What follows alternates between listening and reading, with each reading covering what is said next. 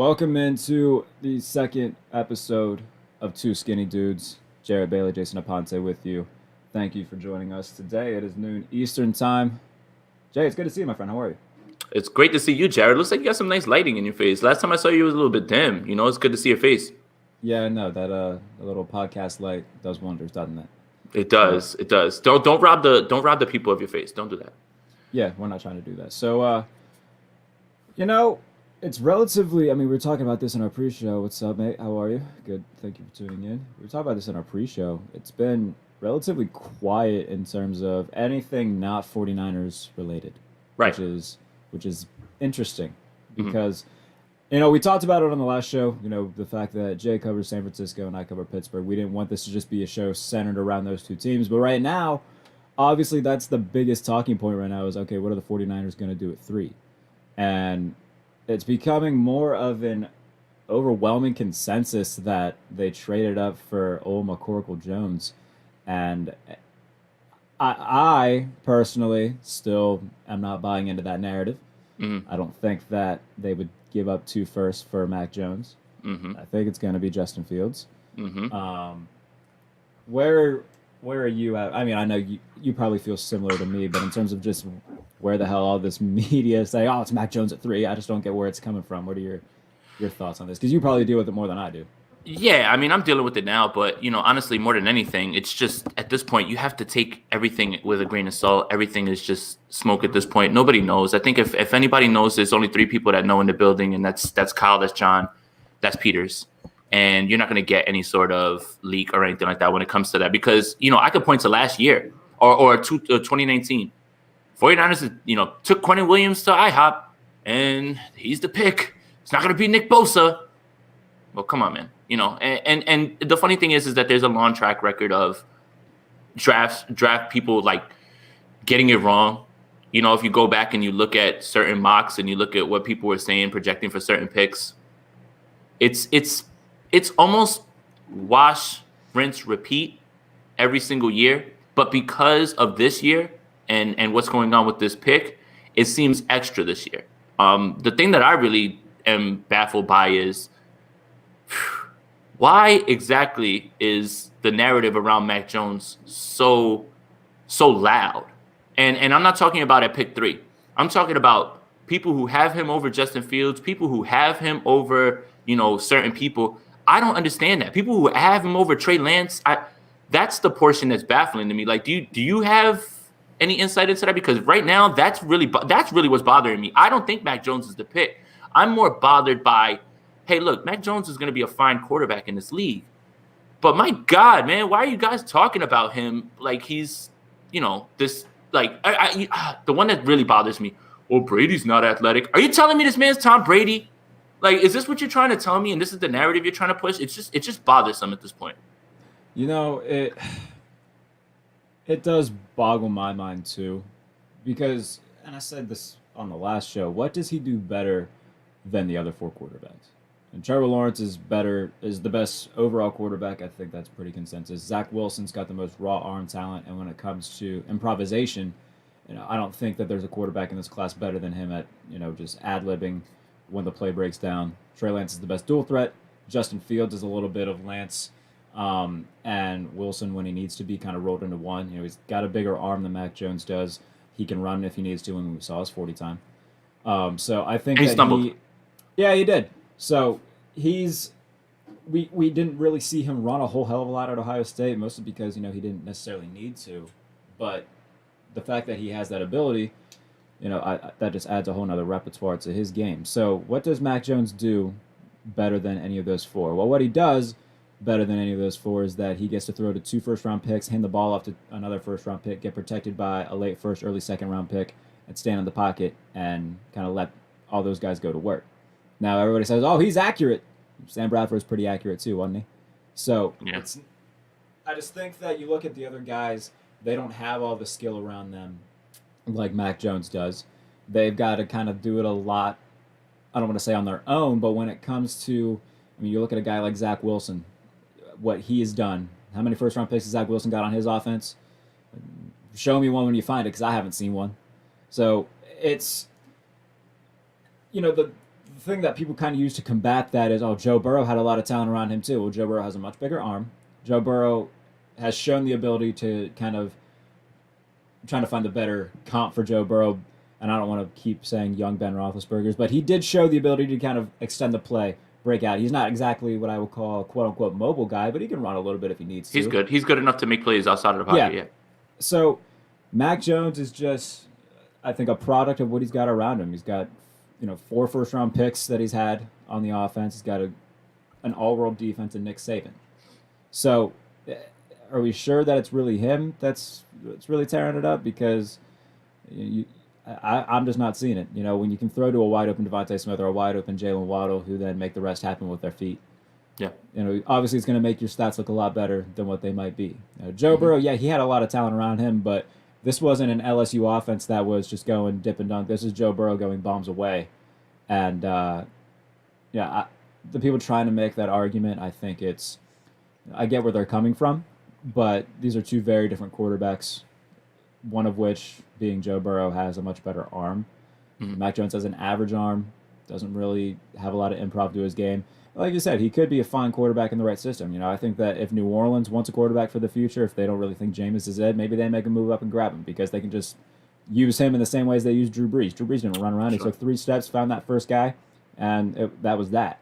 Mm-hmm. So I think that if he was in a system like that where he's not asked to do a whole hell of a lot, then he could be okay.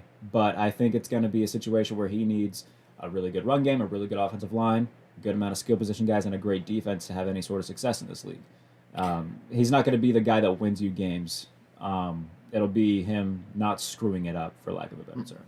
Right. And then here's something that I'm going to pose to you, and I've said it all week, basically on any show that I've been when, this has been the hot topic all week on anything that we've ever done. Mm-hmm. Why is one thing a negative for one quarterback, but it's not a negative for the other? All I've ever heard about Trey Lance is, he's raw. He doesn't have a lot of starts. Well, as many starts as Mac Jones. Zach Wilson's only played 1 year, but that's not a negative for them because you like them. It's weird. It's one thing to say something about one quarterback, but shouldn't that apply across the board? Why are you not worried about one person's experience and you're not worried about another's? And that's really what makes this evaluation so odd. On top of that, we were in Mobile. I have to ask you, man, because I've heard people saying, he boosted his stock in Mobile. Did he? Did he? Because he didn't. I don't think he did at all. And again, I'm baffled at the narratives that come out. And it's like, man, you can argue that all you want. We were there. We saw it, so you show the one throw that he hits that makes the rounds on the internet and everybody's like, oh, look, he throws with anticipation. Look where he threw. Mm-hmm. Yeah, now show the next 4 snaps that he fumbled and he threw away balls. Like I don't understand how one play becomes he impressed at the Senior Bowl. Quite the opposite. Nobody really impressed at the Senior Bowl, as far as quarterbacks go. None of them. Yeah. We watched all of them and we were like, okay, there's one play from Jamie Newman, cool. Then there'll be 5 bad ones. And you're like, that's bad. Kellen Mond, okay, that was cool. All right, there's 3 more bad ones. I just don't understand, how someone who probably wasn't at Mobile can tell you that he impressed in Mobile. We were in Mobile. And remember, they were walking around calling him Meh Jones, M-E-H Jones, and the night before, remember, we were out. And the kid who worked for ESPN who came over was like, Mac's not playing tomorrow. And we're like, what? Sure enough, we get to the stadium and he's not playing in his own home state. And it was because he didn't want to drop his stock. I just want to see if you agree with me on that. I just don't understand. Because we were there, we can speak on that. Yeah, I mean, he didn't do anything that stood out to me. And, the one or two throws that he did made their way around Twitter and whatnot, I think that's by design. And it's for, all right, anything that he does that's relatively good, make sure people see it. And then if he does enough, then he doesn't have to play. And he did just that. And we talked about it a little bit last week in terms of, the quarterbacks who were in Mobile. It wasn't anything that blew me away either. So I just don't. The whole narrative about Justin Fields as well has been annoying to listen to. And I'm not going to crap on Darren Orlovsky because that whole thing was just a ginormous. He shouldn't have ran with it on McAfee. He probably should have verified that a little bit more. But at the same time, Dan Orlovsky's been defending the play of Justin Fields for weeks now. Yeah. And so I think that was just a giant misunderstanding in terms of where he was coming from. He was saying what other people thought, not necessarily what he thought. But it's just annoying to me how, Justin Fields is, put into like this somewhat narrative that, oh, maybe he just doesn't want it. Maybe he doesn't want to compete. Maybe he's not ready. What about Mac Jones says that he's ready? And people, oh, look at his completion percentage. Look at his touchdown passes. That's great. Every quarterback in this situation has been good in college. 2-2. Exactly. And I just think that when it comes down to it, now we're not gonna scout the helmet. We're not gonna scout the school. We are trying to really evaluate the player. But that said, when the player is surrounded by NFL talent all across the board and doesn't have a big arm, those things aren't necessarily why we feel this way, but they're definitely contributing factors to it. It's part of the process. Yeah, it is. And I just think that when he has been the beneficiary of having all of that, along with being coached by Nick Saban and everything like that, that definitely factors into how well you look. So, no, I think that Fields, to me, he's my QB4, but I've said multiple times if he goes to the right situation, he'll be successful, and I think San Francisco could be the perfect spot for him. You got Trey above him? I do have Trey above him, yes. Okay. So, if the pick is Trey Lance, I wouldn't be angry if I was a 49ers fan, though, either. Trey Lance is phenomenal. Me either. But I feel like there's just too much history between Kyle Shanahan and Justin Fields with quarterback collective, the thing that everybody's been talking about for the past Put on a tinfoil hat. Exactly, yes. So, I do think that, the history there does make a lot of sense in terms of Justin Fields ending up in a 49er uniform. And I feel like we see sways like this a lot every year where, all right, we do need something to talk about. And, the 49ers straighten it up. Oh, will it be Mac Jones? Will it be Trey Lance? Will it be Justin Fields? And I do think it's going to be Fields because it makes the most sense. Trading up for Mac Jones doesn't make a whole lot of sense especially when you just look at the quarterbacks ahead. I'll be furious. I'm not going to be mad at the pick because the pick is the pick, but don't move up for Mac Jones. That'll make me really upset. I'll be really pissed. I just don't see him as a top 10 guy, maybe a top 20 guy, but the fact that there's going to be teams that need quarterbacks. And all the ones that they want are going to be gone, so they're going to get desperate. They're going to pick him out of, all right, well, we didn't get him, so we might as well just try and see what we've got here. I just think that becomes a problem because, you look at the 07 draft class. That's kind of what people come back to in terms of quarterbacks, where it was, all right, Jamarcus Russell, Kevin Cobb, Brady Quinn. So it was... I don't want it to be something like that where, all right, well, we kind of need a quarterback. This guy isn't worth a first-round pick, but he probably won't be there when we pick next, so we might as well just take him now instead of, the best player available. So I just think that Mac is, if put in the perfect situation with a lot of talent on both sides of the ball, then you can win games with him as your starter, but it's not going to be because of him. It's going to be because he didn't screw it up. Right. So I think he'll be a poor man's Alex Smith. In terms of what the 49ers already have on their roster, they already have somebody like that.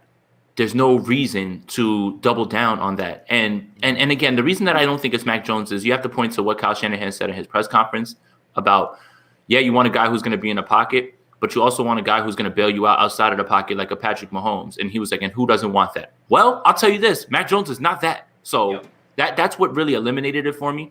And then one more thing I wanted to point out. I think we said it on the last show, but I'll reiterate it. The last time the 49ers were at 3, this fan base killed them for not going to see Watson, not scouting Mahomes. Now that they're actually scouting everybody and going to see everybody and just covering all their bases, now it's a problem. So, again, with this one, it's more about just they're doing their due diligence. They don't have to tip their hand anymore like they said, right. In the press conference. When you're at 3, you moved up to 3 to get a quarterback. So it's fine that you go there. Also, one more thing about attendance in pro days. Can I go on a quick mini rant? Yeah. Okay. So just because someone didn't go to someone's pro day doesn't mean that they don't get the same film that everybody gets from that pro day. Every single team gets that film. You guys know that? Or does it have to be they had to be there to see it? It's the same thing. They get to look at it the same exact way. So this whole, he went to see Mac, but he didn't go to see Fields. They're seeing all of them, whether that's in person or on tape. So cut that out. Stop talking to me about that and stop trying to connect dots in that way. That makes no sense in any way. If they went there, who's to say that they didn't go to Mac Jones's pro day to talk to Bill Belichick? I mean, these are the things that I'm talking about. Like when you talk about pro days, people are trying to put dots together. Listen, every single team gets that film on the pro day. If I can look it up on YouTube, you can guarantee that every single team watches all of those pro days if they're in position to do things like that. So I don't want to hear this about they didn't go see this guy. They're seeing everybody. That's it. They're just seeing everybody, and they're just taking care of that as well too. One more thing I wanted to touch on with the Justin Fields thing. His pro day shouldn't have swung you in any way. Like if his pro day swung you, then I have concerns because all that stuff was already on film what he was doing on there. That the throwing in a pro day shouldn't have swung you to saying, "Oh man, Justin Fields is the pick." Justin Fields was the pick before the pro day because I don't care what you do in pro day. That's throwing the ball. Mac Jones didn't have a really good pro day. Doesn't seem to be affecting his stock in any way. But Justin Fields makes those throws in his sleep, and he does it in the game. So while it was fun to watch him heave that last shot down the field, cool. But that's on film, and he's done that. One more reason that it's going to be Justin Fields as the pick, toughness. And you talked about it. Kyle Shanahan has dealt with his quarterback not being able to play for, how long? And for the Justin Fields doesn't want it crowd. Crack ribs, Clemson, 6 touchdowns, smoked Trevor Lawrence. Nobody talking about that. The Michigan game, hurt his knee, comes right back in, throws a bomb. Toughness. That's why it's the pick. That's why he's the pick at 3. You need to have a guy like that because I think Kyle Shanahan's sick of not having a starting quarterback that can last games. That's it, man. It's just you didn't move up to 3 to take Mac Jones. Come on. You cannot. That would be egregious. And you know what? I'll state it right here. Look, only chance. Kyle Shanahan will be out the door soon if he drafts Mac Jones in 2-3 years. Honestly, I swear. Got a yawn there for a minute. All right, my bad. I didn't mean to bore you. No, I promise. But I think what's kind of telling for the other side of it, the fact that he was at Mac Jones Pro Day, I think that benefits the Justin Fields crowd because, that just says to me, okay, I know what Justin Fields brings. I like Justin Fields. I might as well go see what Mac Jones has to see if it can sway me in any way. And from what he put on, it wouldn't have swayed me in any way. So I feel like people are looking at that in the wrong way because we've talked about the history with Kyle Shanahan and Justin Fields, and I think that he knows what Justin Fields is. He doesn't have to go to a pro day to see anything that he hasn't seen before. I think what Lynch and Shanahan were saying is, look, we like Justin Fields. We might as well go see Mac Jones just to see. Bill Belichick's going to be there, so at the very least, we'll see Bill. But we might as well go and at least see what he does, see if that, in any way, shape, or form has us at least talking about taking him.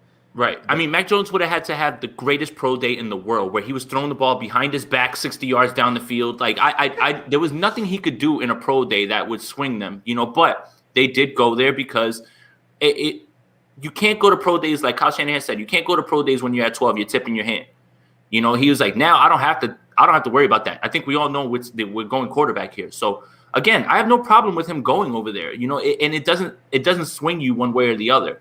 I'm happy that they're actually doing their due diligence. And again, it's showing a change in their process. And that's what you should be happy about, is that they're not rigid in the straight up all defensive lineman type stuff. But they're moving up to 3 so they can go look at all these quarterbacks and then make a decision on one of them. Again, there's nothing to talk about.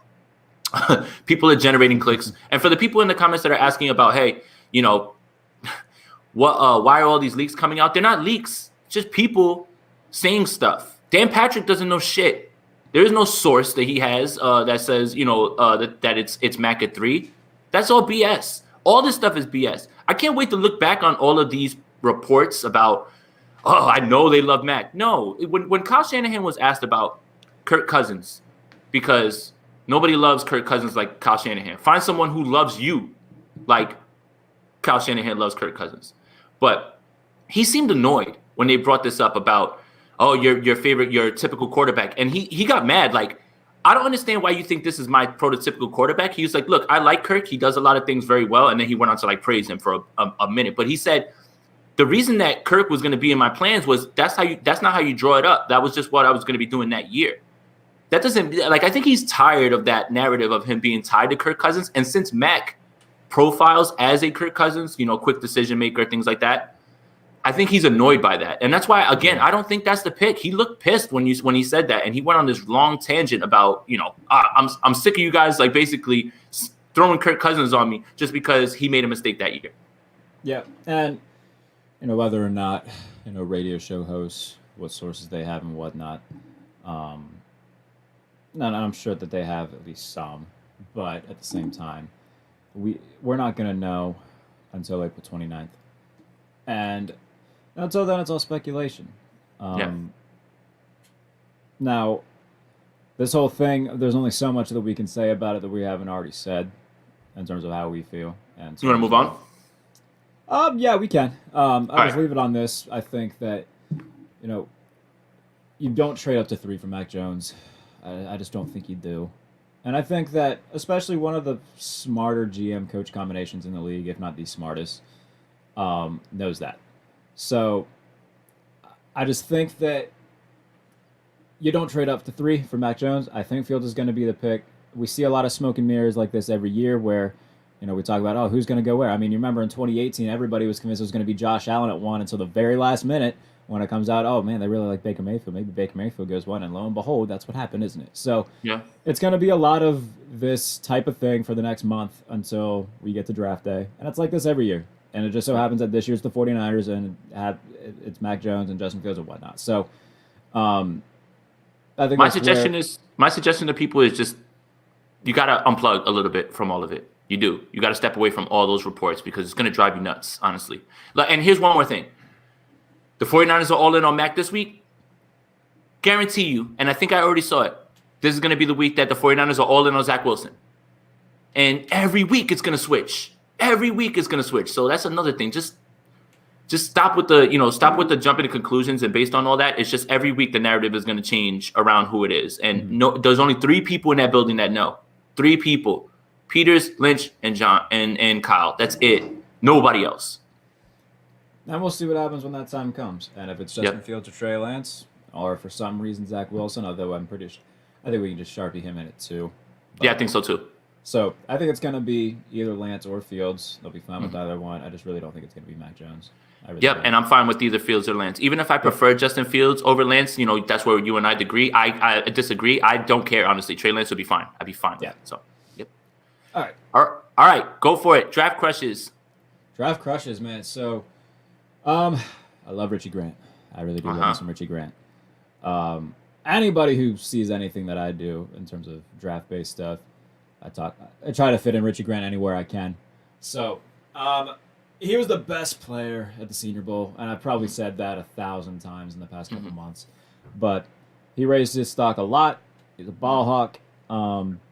Had a really good year. This past season had 3 interceptions, career high. Solid tackler as well, so don't underestimate him there. But and my most recent mock draft for the Jaguars on FanSided, I had him at 33 going there because, one, they need safety help, and why not take a guy like Richie Grant, who is just so much fun to watch. So Richie Grant's one of mine, definitely. Man, I would kill. There's a lot of guys that I want in a Steelers uniform. He's one of them. Have him on the other side of Minkah Fitzpatrick. Don't get me wrong, I like Terrell Edmonds, but Richie Grant. He's probably my biggest draft crush in terms of all of them that I have. Okay. Well, for me, and this is going to upset some people, mine's a running back. And I think the 49ers are going to draft a running back also in the second round. That's what I think. Ooh, whoever's around. Yeah. I mean, so look, Kyle Shanahan has shown you that he'll invest in running backs, paying Jerick McKinnon, drafting Joe Williams, drafting Tevin Coleman. I understand the narrative about, Kyle can get anything out of any running back or anything like that because he can, but that doesn't mean that he has never invested in one. So I think that you're going to see a running back come off the board. My draft crush, and I want to speak this into existence. I just don't think it's going to happen. Michael Carter, man. Oh my goodness, Michael Carter in this Shanahan running offense would be insane. But I have a feeling that it might be Javonte Williams. I was just about to say that. Ooh, and now that look, Michael Carter's my draft crush, but I understand how good Javonte Williams is and how good he can be in this. Like Javonte Williams, he's starting to remind me when I watch him now of Nick Chubb. And Nick Chubb is one of the best with the ball in his hands right now. It'd be like him and Derrick Henry are like the two best actual runners, I feel like, with the ball in their hands. Right. Javonte Williams profiles like that. And I think that's what the 49ers are going to do. Honestly, what they did this offseason was fill in a bunch of their, bring back a bunch of their players and put them right back in spots where they can, pretty much go. Like, it's not going to be a learning curve or anything like that, but it also gives you that flexibility in the draft to trade up to 3. And now you can start filling out the rest of the way because they still have pick 43. Who knows if that's what's going to be there just based on, maybe they trade back up into the first round, something like that. Maybe something happens draft day, with Jimmy Garoppolo, something like that. But I really think it's going to be a running back, and I would be fine with Javonte Williams. But Michael Carter, my God, man. At the Senior Bowl, every time he got the ball, even if it was a 1-yard gain, the first person that was in front of him missed him. They never were able to – it's like he was almost like covered in grease. Like they tried to and he would just always either just mush somebody down or like – he profiles so well in this offense in the outside zone. He's so fast that he would be a dream. The problem is that you got to make a decision between one of the two, and it'll probably be Javonte over Michael Carter, but I would be fine with either, honestly. Yeah, Michael Carter's draft comp is the greased up deaf guy from Family Guy. Yeah, that's it. I used to be a lawyer.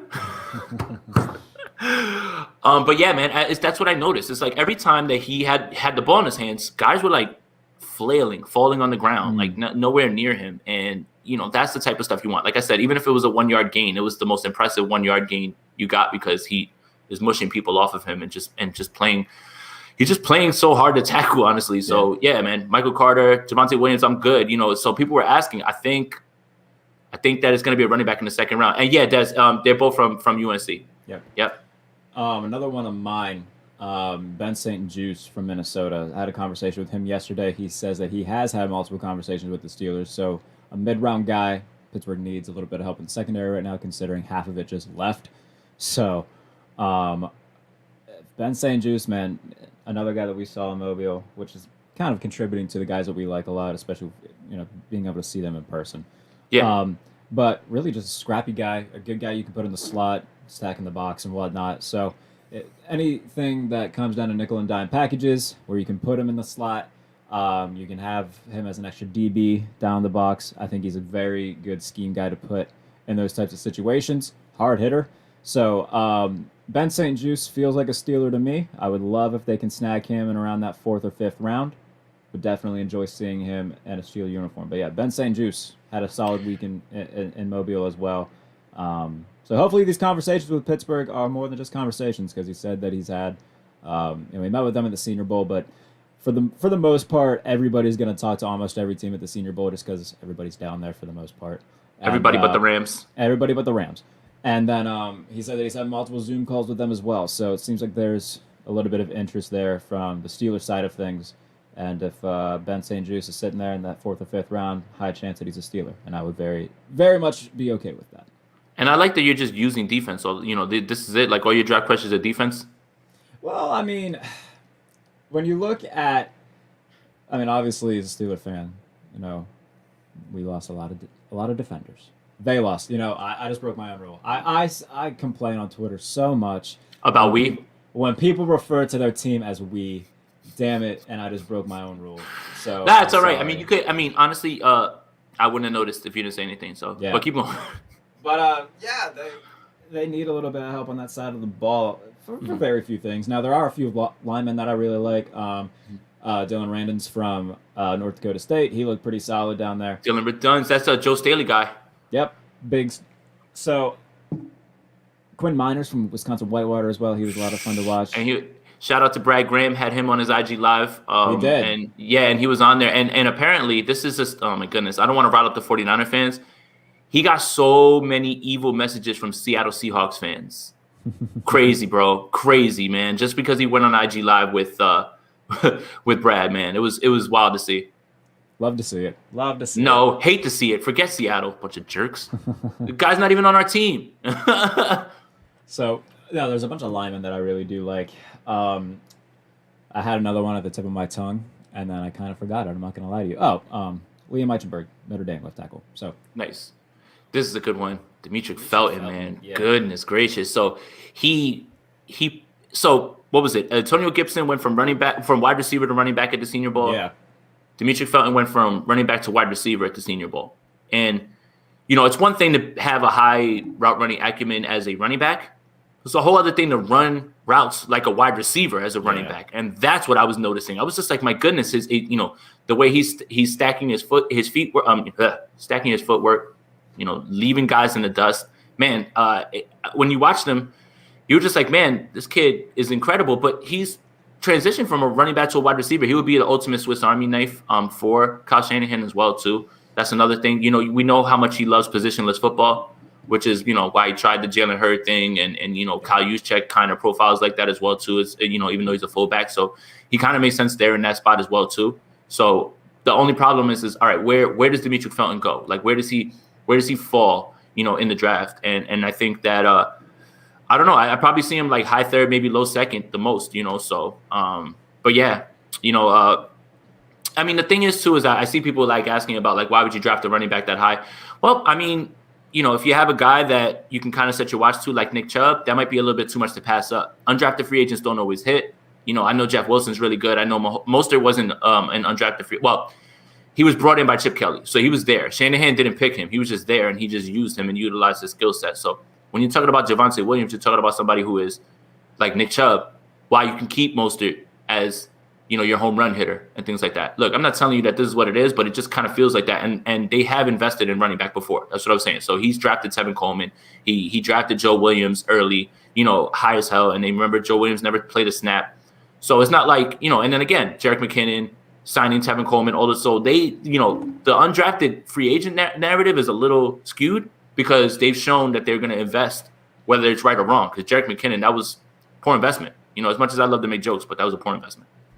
Yeah, and when it comes down to these wide receivers, it's another deep wide receiver class, so it's going to be a matter of, bruh. Oh man, appreciate you, Jonathan. Thank you.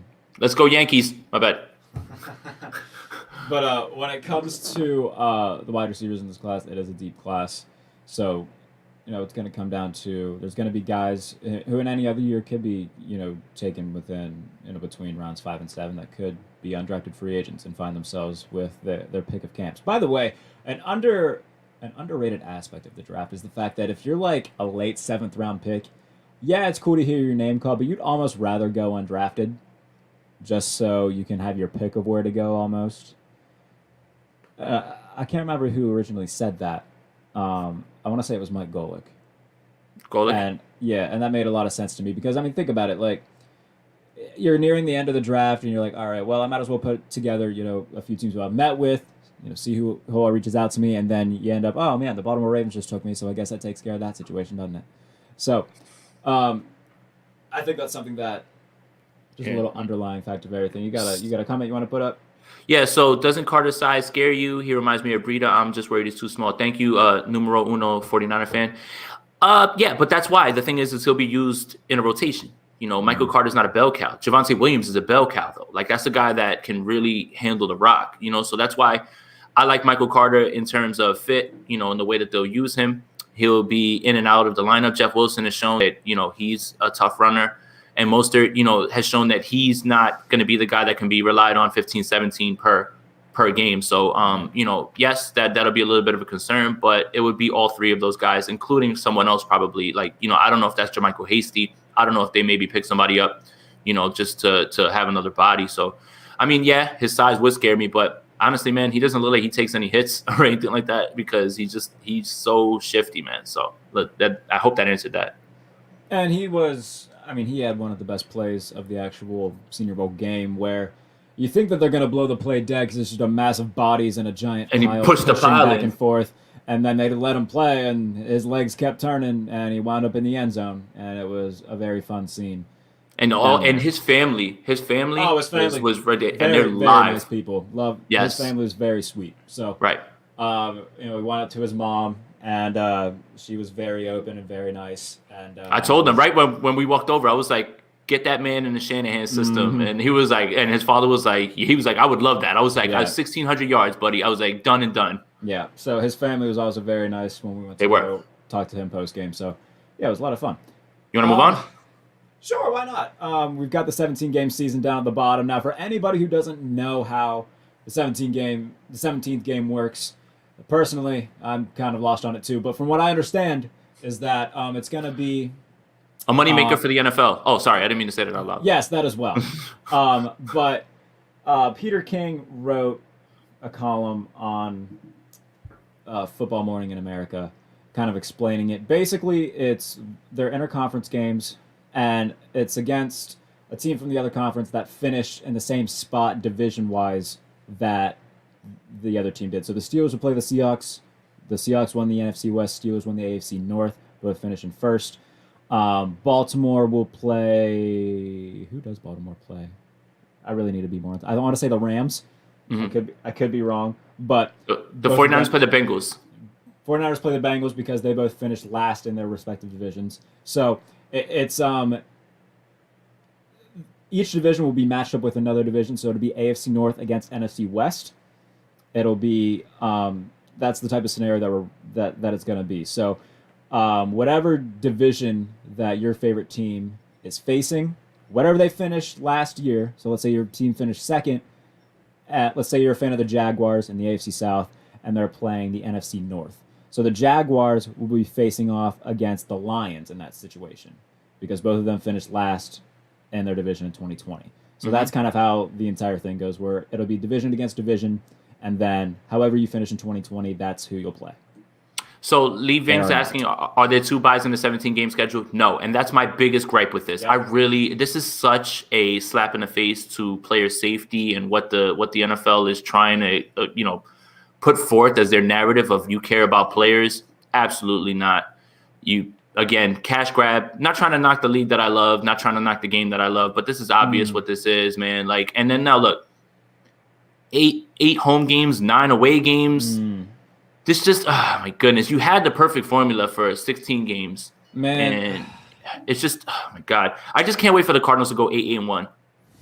My bad. I just hate the fact that this is happening in the first place because 16 was just such a perfect number, wasn't it? It is. I don't want to see records of 10-7 or 11-6, 12. It just looks ugly, doesn't it? And now I get the fact that we aren't used to it yet, and eventually we will be. But I don't like it. I don't like the fact that there's no bye week. It is a giant cash grab. And now, another thing that pisses me off for some odd reason is just the fact that stats are going to be so much more inflated with that extra Thank you. I was about to... And it's going to bother me. Right. What do we do with single-season records now? What are we supposed to do with that? Let's put asterisks next to it?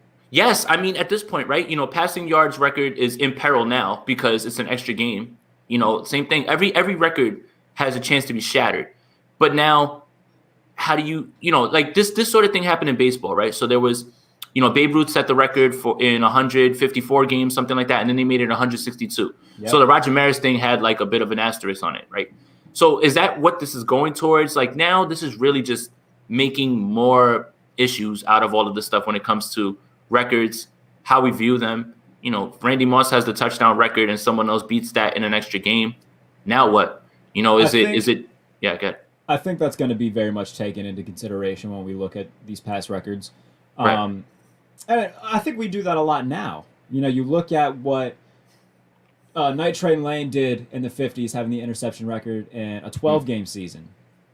That was something that we still talk about. And when people bring up, all right, greatest DBs of all time, greatest seasons of all time, that's still pointed to and saying he did it in 4 fewer games than what guys are doing it now. So I think it's going to be very similar to that. Now, I also think... here, let me check this out real quick from Pignor. All you guys watching the video or in the comments, smash the like button, you sons of bitches. Thank you. We appreciate it. Appreciate that, Matt. Thanks, man. We appreciate your host could never. Thank you for tuning in, everybody watching. Yep. Here's the thing. I feel like sooner rather than later, we're going to see a quarterback with a 6,000-yard season. Yeah. You look at what they have to average about 353 yards passing, which is something that Patrick Mahomes could probably pull off, especially in the offense that they run. I don't want to see that, Jay. I really Yeah, don't. yeah. And some guy. There's gonna be a guy who throws for 6,000 yards. There's gonna be a guy who throws 60 touchdowns. I don't want that, man. I don't. Right. And now I know that Peyton did 55 one year, but for the love of God, they ran the ball maybe 7 times a game that year. So it became a little bit.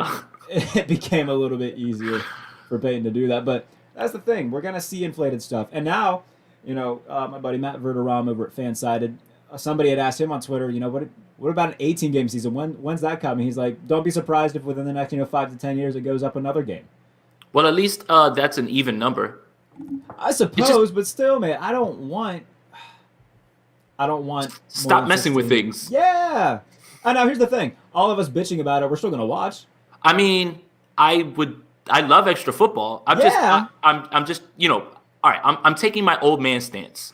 Get off my damn lawn. With this crap. Bronco Nagurski didn't have to play 17 games. Like. Now the thing was, this is the first time that there's been any games added to the schedule since 1978. So this has been by far the longest that the NFL has ever gone without adding another game. It used to be 14, went up to 16. I don't understand why we can't just let well enough alone.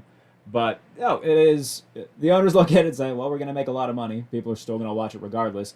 But and the seats are going to be filled. Exactly, yeah. And I do feel bad for the players, though. And anybody coming at guys like Alvin Kamara for speaking out about this, saying we don't get an extra bye week, saying that you're a millionaire and shut up and play. Man, shut up. Play one series of football. Play one series of the NFL, and you tell me if they don't need a break. Get out of here, man. I hate people like that. I really do. Those are the guys that'll tell you about their slow pitch softball league and how athletic they are, and about how back in high school they had 4 touchdowns, like Al Bundy type. Those are the people that I really don't dislike on Twitter. It's like, come on, man. If you're one of those guys who does something like that, you might as well just change your Twitter @ I peaked in high school. And just move on with your life. That's it. Because I just hate people who constantly come at athletes for speaking out and saying, oh, who are you to say this? You get paid to play a kid's game. Well, who are you to talk about it, mate? You're a plumber. What the hell do you have a right to talk about this? So I hate people like that. And what is it? I don't come to your job. I don't come to your job and knock the broom out of your hand. Exactly. So keep these guys' names out of your mouth. Mind your own. Yep. Worry about your own life, because these guys take a beating week in and week out, and you get to watch it. And you get to enjoy it. You get to sit on your couch drunk about it. That's my thing. It's like, well, I played slow pitch softball. Man, shut up. Well, congratulations, Trump fan 42734. No one gives a damn. I'm very happy for you in your slow pitch softball league. I'm very glad. Oh my goodness! I'm very glad that you went 3 for 5 with 2 doubles last week. Great job. That's why I post Justin Fields dancing, to piss those people off. I love it. I love it so much. It makes people so angry, and I will not stop doing it. I don't care, honestly. I really don't. So, all right. You got anything more?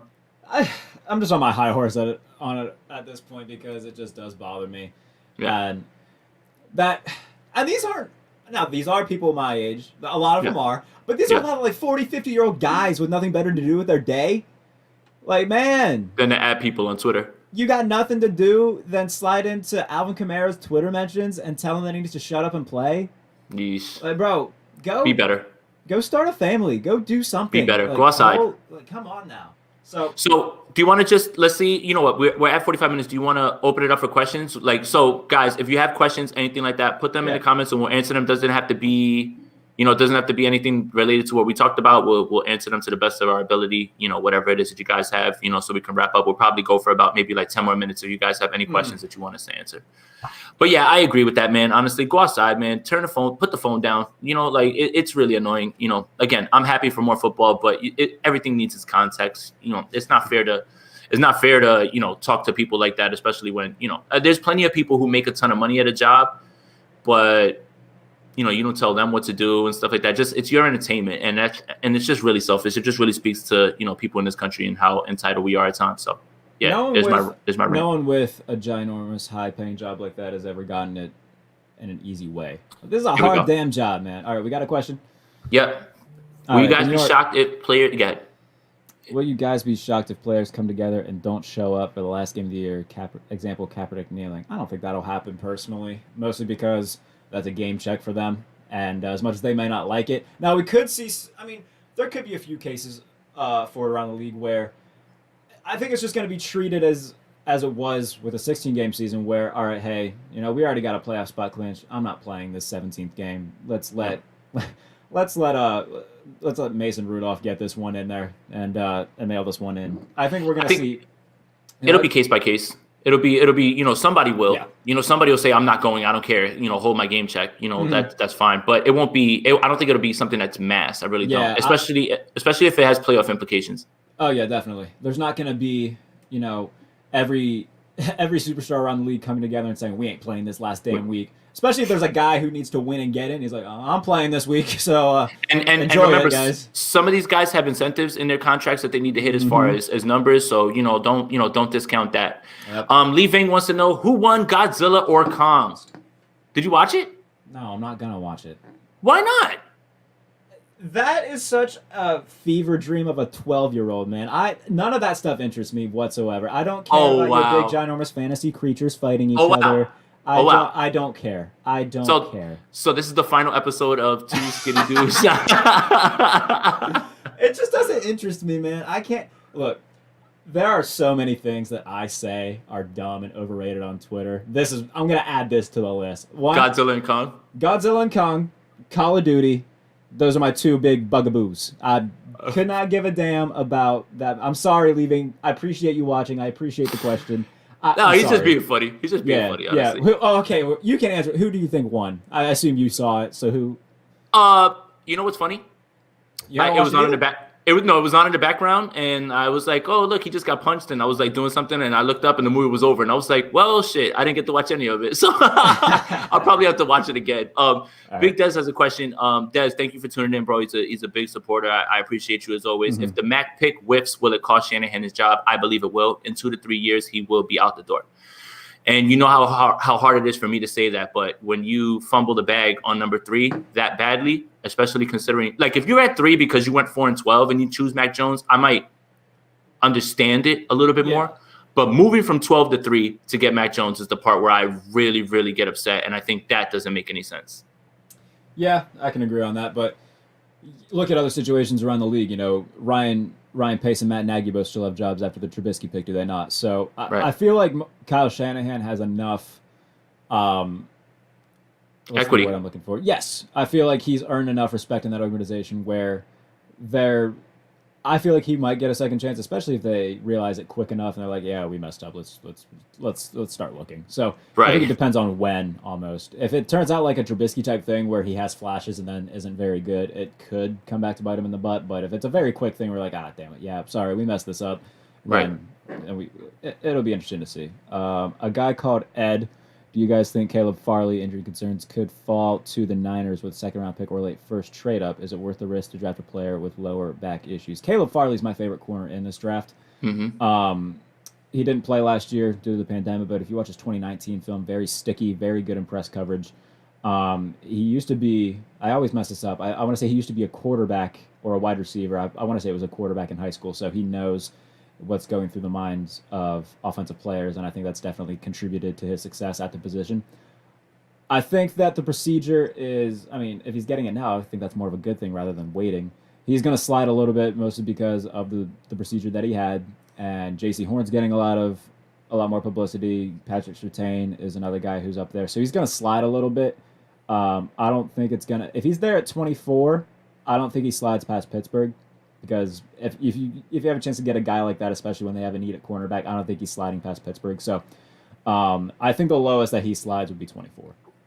Yeah, I don't think he's going to slide into the second. But, yeah, the injury concern is probably going to be the reason why. But, yeah, I agree with just about everything you said there. So, Old Man 803, what are the chances of my Cowboys winning the Super Bowl? Jarrett, do you want to take this one first so I don't, The same chance of pigs flying out of my ass. Oh, my God. All right, so, look, I'm going to give a much more – PC answer. 7%. 7%. There's a 7% chance, honestly. Well, I will say this much about it because obviously we appreciate the question. Of course. So, look, we talked about the Dak extension after it got done. It needed to get done, but look at where their money's tied up right now. They've got, I want to say, 4 or 5 guys who are top 10 highest paid at their position on their roster right now. So that doesn't leave a lot of wiggle room for depth. We saw how bad their defense was last year.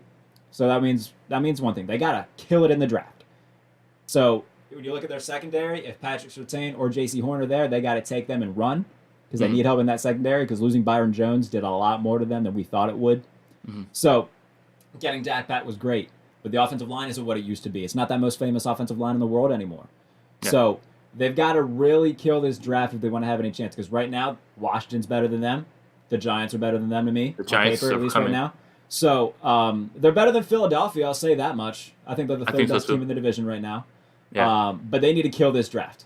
Yeah. And, I think that Dak kind of proved everybody what he really is worth, and good for him for it because they were tumultuous without him, but at the same time, they weren't great with him. Oh, no. Steven, what are we doing? What are we doing here? Why? Steven loves to mess with me on Twitter with this. Okay. We're talking quarterbacks. He's a 49ers guy then? Yeah, for sure. It's my guy. Shout out to him. But he always lets bothering me with this stuff. Like I'll be in a conversation about, Mac or Fields, and he'll be like, yeah, well, the pick is Trask at 3. And it just makes me like want to, it infuriates me. Matt asked, and this is for you. What do you think about Darnold to the Steelers? Elaborate on that because you did talk about it last episode. Hold on 1 second. I will. Yeah. And I went on Greg Cohn's show also, and I floated your idea out there about it. As a team that people should keep their eye on for Darnold for those reasons, but I wanted you to talk about it. Anybody see there that? There it is. Anybody see that? Look, I've been on the Darnold. I've been the conductor of the Darnold to the Steelers train, man.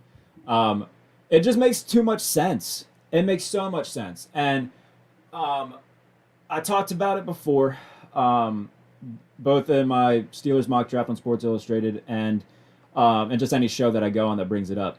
There are only maybe 3 teams that would make sense for Sam Darnold to get traded to. Maybe Carolina, but at the same time, as much as I love Sam Darnold, would you really go from Teddy to Sam in that situation? Probably not. Mm-hmm. Washington football team, I think that makes a lot of sense just because you got Ryan Fitzpatrick in there. Sam Darnold can just play that 2 role, learn behind a vet, have a few more weapons around him. And then after this year, or at some point this year, if Ryan Fitzpatrick starts, Fitzmagicking and Fitztragicking, then you put Sam Darnold in and have a guy who can learn in the system and then be ready for next year. Pittsburgh makes the most sense out of all of it, man, because he has such a low cap hit because he's still on a rookie deal. You can hand the reins over after this year because it's Ben Roethlisberger's last year. It just makes too much sense to not try to make a move for Sam Darnold. And in my mock draft, I have them trading this year's 3 and next year's 5, I believe. I think that's a pretty fair trade considering the fact that a lot of people were saying it was going to take a first before the Carson Wentz trade, and then we see some stock lowering on these quarterbacks who are going to be in the trade market. So it makes a lot of sense to me. I hope it does happen because Dwayne Haskins and Mason Rudolph aren't the future of any team in terms of being starting quarterbacks. Sam Darnold has a lot of untapped potential, and it's unfortunate that he's just been in such a horrible situation for his entire career. Not to say that he hasn't made his own mistakes, but a lot of that can be traced back to the fact that he's had no protection, no really solid weapons. No coach. No really good coach. And in 2019, when he was the starter, the Jets were 7-6. You got to remember he missed that 3 out of the first 4 games due to mono. So this is a Jets team that could have been poised to make at least a push at a wild card spot if Sam Darnold's healthy all year. So don't discount what Sam Darnold can do. He's still a young quarterback, and he was surrounded by absolutely nothing that resembled a football team. Josh Dowling, thank you for your contribution, buddy. So, what are the chances Kyle Shanahan takes 2 quarterbacks? I don't think they're very high, but it's not an insane idea. It's just who, because even now, somebody that you would have targeted in the later rounds, like a Davis Mills, he's getting too much hype now, and he's going to end up way too high up, and that's the thing. And then now when you really start to look at who's going to be left at the later rounds, like Jamie Newman, Felipe Franks, Ian Book, things get hairy there. So it's just Sam Ellinger, that's the thing. So Davis Mills would have been the one that I would have been fine with, maybe taking a swing on in the 4th or 5th round. Doesn't sound like he's going there. It sounds like he's going to go pretty early, and that's the reason why I don't think that it will be 2 quarterbacks unless unless something else changes and they maybe somebody falls. But I would say that it's not a high chance. Wouldn't it be the first time that a Kyle Shanahan roster had done something like this? I mean, remember the RG3 Kirk Cousins thing back in 2012? Yeah. So, but he was forced into the RG3 thing. Yeah, he was. Yeah. So, all right. Prayer Warrior. Thank you for your contribution as well. Thank you for your contribution. So, do you want the quarterback who can win one chip, Mac Jones, or multiple chips, Fields or Lance? Let's be greedy. It's on you, Kyle. Time to be great. I don't think Mac Jones can win any chips. Just so we're clear. Well, I mean, I think what he means is that because this roster is so loaded, you can see Mac Jones stepping in and at least pushing them in the right way for in the right way for what's going on. You want them to compete this year, you can. But I agree with you, man. I think that if it's Fields or it's Lance, it extends Kyle Shanahan's window. He's already here for a while. Like there's no way the person whose job is more on the line is not really Kyle more. It's more Lynch. Mm-hmm. So if he takes Fields, that extends him another 3 years while, just like let him get his hands on him. So yes, I agree. If it is Justin Fields, it's dynasty time because again, rookie pay scale, all those things. And now you can just go crazy when that cap explodes and you're still not paying your quarterback, man. Those are the most dangerous teams. And that's why it has to be someone like that, honestly, for me.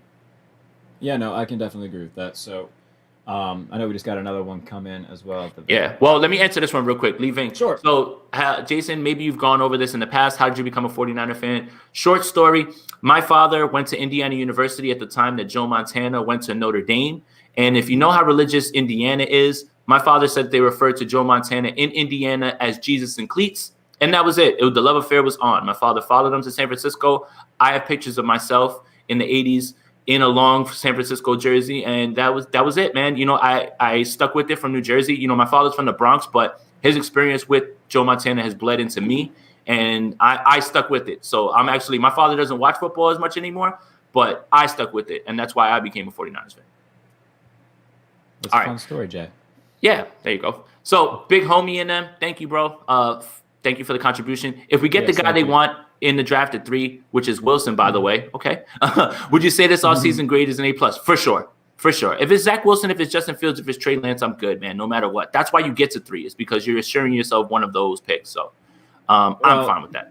So to contradict your father and Joe Montana, Jesus on cleats, I've been known to call Zach Wilson porn on turf. Porn on turf. He's my favorite quarterback in this draft, and if for some reason the Jets don't take him at 2, and the 49ers are able to take that and run, that's a big win for San Francisco. I would sell my soul to the devil himself to get Zach Wilson in a steel uniform. But thank you for that. And then this will be the last one. We'll go up on this one. So he really doesn't want to answer the Fields being a bust question. Oh, well, let's pedal. Okay, so basically you asked if Fields is a bust, does Kyle lose his job? If Fields is a bust, Kyle may lose his job, but it's going to happen further down the line. If it's Mac, the timeline moves up. So is there a world where Justin Fields busts? Yeah. Do I believe that's what's going to happen? Nah. But if it does happen, yeah, there's a chance that he can go for sure. I mean, why wouldn't it be that? But again, swing for the home run. Stop with the singles. Stop with the walks. Stop with the bunts. Like swing. Just swing a little bit. And that's really where I'm at with it. Yeah, I can agree on that. Now, I've been pretty vocal saying that there is a chance that Justin Fields does fail to the next level, but in a Kyle Shanahan system, I think that he would be relatively okay.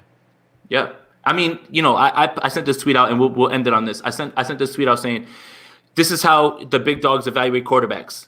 Insert quarterback name would be amazing if Kyle Shanahan got his hands on him. Every single quarterback, and that's how you evaluate quarterbacks like the big dogs. That's how you close the show." I guess that's how you close the show, everybody. No, thank you guys for tuning in. Go ahead, Jarrett. You got it, bro. Yeah, no, I'm gonna pretty much second what you just said. We appreciate y'all tuning in. Thank you for everybody who contributed to this and donated. That means a lot to us. That people care enough to pay us. So that's always nice. But yeah, anybody who tuned in, anybody who asked questions, we appreciate it. Update on where you can find us next week because we figured out our problem. So we're streaming live on Jay's YouTube right now. Next week, it'll be same time. It'll be over on the Two Skinny Dude YouTube channel. So if you're watching right now, go over there after this is over. Give us a subscribe. Until then, till next week, we're gonna chop up some clips. If you missed any of the show, we'll put that on the YouTube channel for anything that you guys might have missed. But yeah, next week it'll be streaming on the Two Skinny Dudes YouTube channel, and that's where you can find us next week.